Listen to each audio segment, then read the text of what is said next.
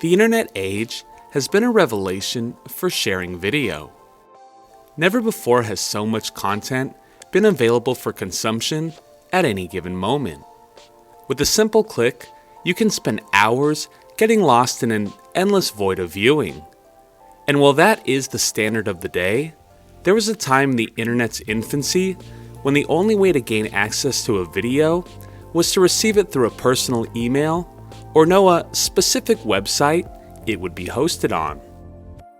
One of the earliest animated clips to capture the attention of the newly forming online community was a video titled Alien Song. Less than a minute long, the animation centers around an alien lip-syncing to the 70s disco song I Will Survive, and delighted viewers with 3D graphics that seemed to be far ahead of their time, connected to a funny visual story. It was one of the first viral internet videos that, instead of being forgotten like so many today, is still recognizable and reminds viewers of a simpler age in the internet's history. It's worth revisiting this first step in what would be the future of viral video content. Let's look at the video that still survives, Alien Song.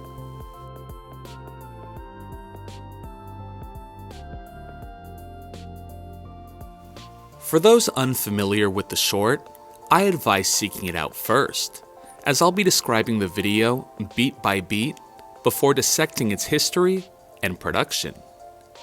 Alien Song begins with the side profile shot of our central alien character sitting on a stool illuminated in the spotlight, head buried in its hands. As piano music begins to play in the background, the alien raises its head towards the spotlight, breaking out into song with the famous beginning stanza, "At first I was afraid, I was petrified." Yes, this is a short lip-sync video, with the alien singing Gloria Gaynor's 1978 hit song, I Will Survive. The song continues with the alien soulfully looking off into the distance, and as the camera moves closer and rotates more towards the front of the alien, we see it has only one eye in the center of its face, and an antenna with a bulbous sphere at the end.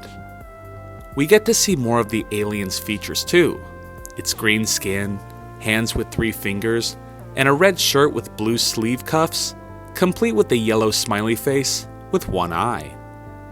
The alien's hand gestures are longing, perfectly matching with the song's tone.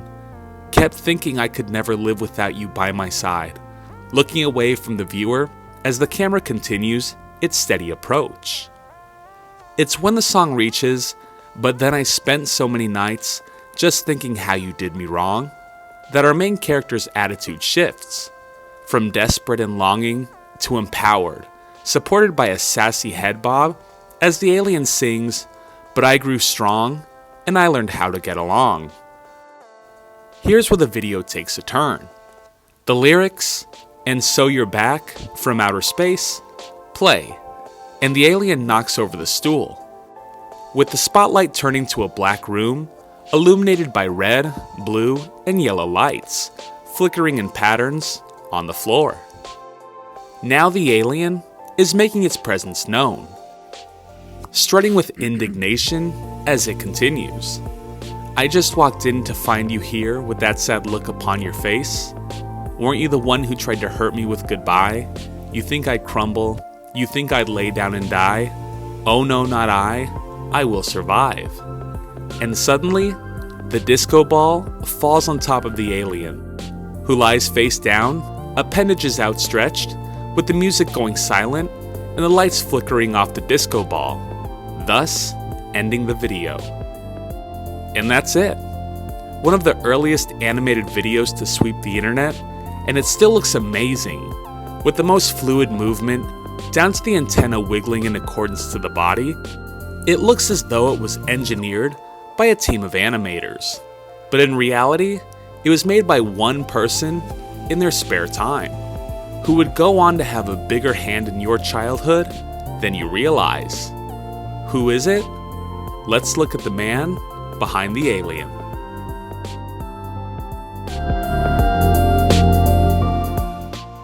1999's Alien Song was a 3D animated video created by animator Victor Navone. Born in San Diego, California on November 2, 1970, Navone went through most of his life not knowing what he wanted to do for a career, but he did know what he enjoyed: drawing, learning, and Star Wars. With no clear plan in front of him, Navone pursued higher education after graduating high school, eventually obtaining a BA in studio art from the University of California, Irvine, with the last year of his college experience being spent in Bordeaux, France, where he enrolled in local art courses. After graduating in 1993, he found a job doing CG pre-visualization of architectural and engineering products. It wasn't until his next job that he would break into the animation industry. Quote, "I saw this flyer from Presto Studios. They were a small game developer in San Diego, and they were hiring new artists to design new worlds for their CD-ROM adventure games. Now, I had no experience in game design, or any kind of design really, but I was willing to learn, and based on the potential they saw in my artwork, they hired me." In June 1994, Presto Studios hired Navone on as an intern, where he would learn skills in Photoshop and After Effects. Eventually, he would be converted to a full-time employee, where his role within the company would increase, including obtaining positions of creative director, conceptual designer, art director, and 3D artist.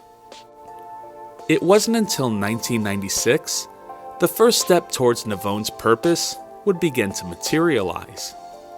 A new trilogy of Star Wars prequels movies were in production, and George Lucas's special effects company began looking to hire new talent. They contacted Navone for 2 interviews for separate jobs within the same company, but in a cruel twist, he was turned down for both positions. Although not the result he expected, there was still a new hope on the horizon. Quote, "Something else big was happening to movies in the 90s. A little company named Pixar had created the very first computer animated first-length film called Toy Story.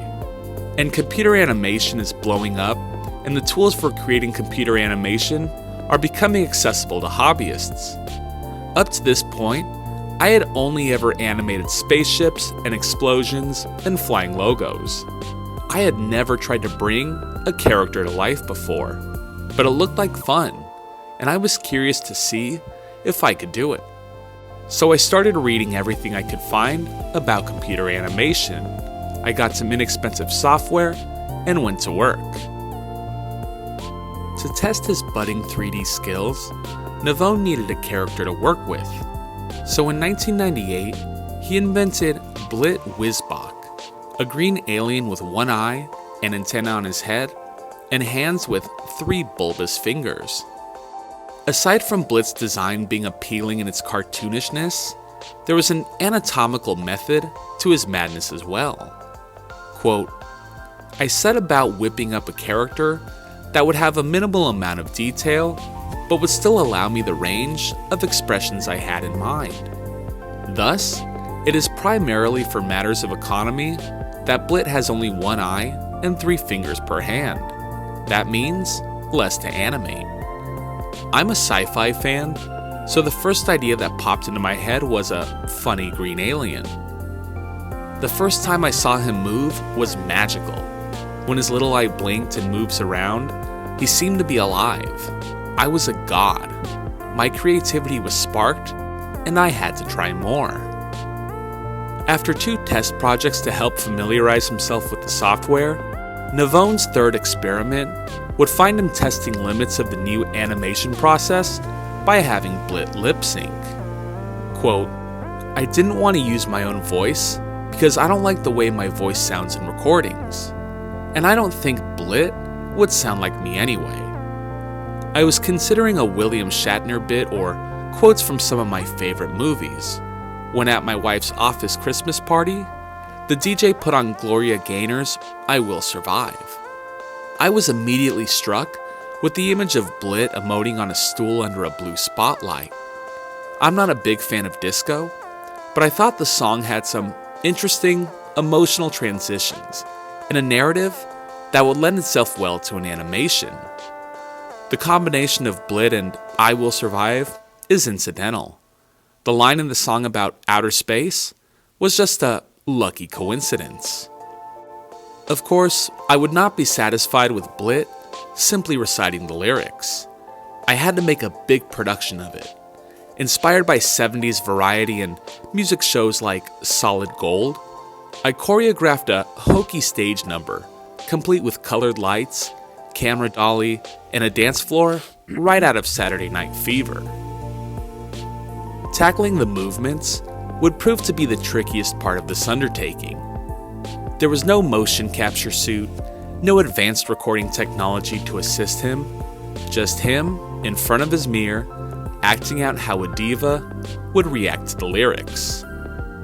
According to Navone, the most difficult sequence in the entire video was the transition from sitting to standing, but managed to circumvent this issue with some creative thinking by changing the camera shot, never actually showing Blit put his feet on the ground and standing up. Concerning the comical ending, with the disco ball falling and crushing Blit, this was chosen for 2 reasons. Quote, I didn't want to animate the full 3 or 4 minutes of music, and I was looking for a quick way out. As I said before, I'm not a big fan of disco, so this seemed like the perfect opportunity for a little comic irony.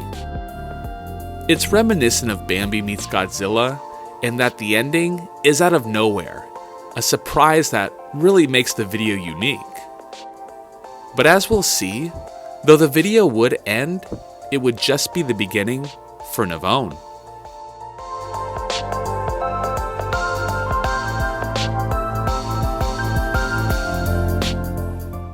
Upon completion of his pet project, Navone would post it to an online forum in hopes of obtaining feedback to improve his technique.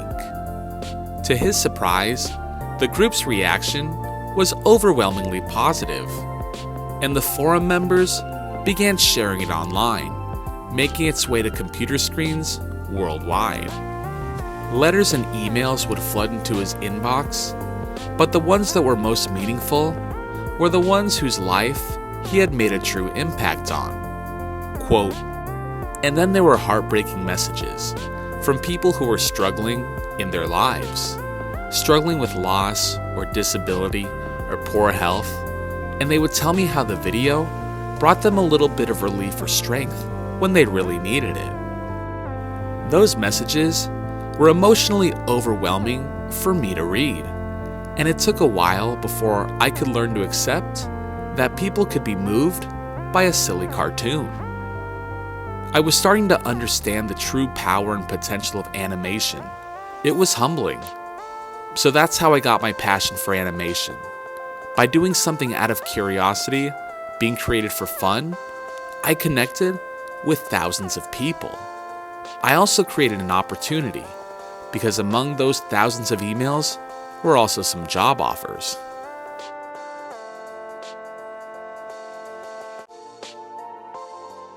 Life couldn't have worked out any better for Navone following the release of Alien Song.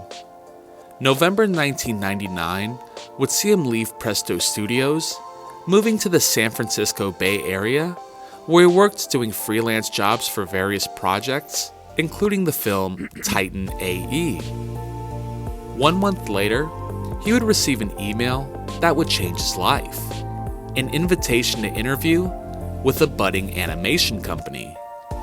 Quote, the best email I got was one from someone at Pixar, asking if I would interview for an animation position. It was signed Ed Catmull, and I could not place the name at the time, so I did a quick Google search and I said, oh, he's the president of Pixar, and he's basically the godfather of computer graphics.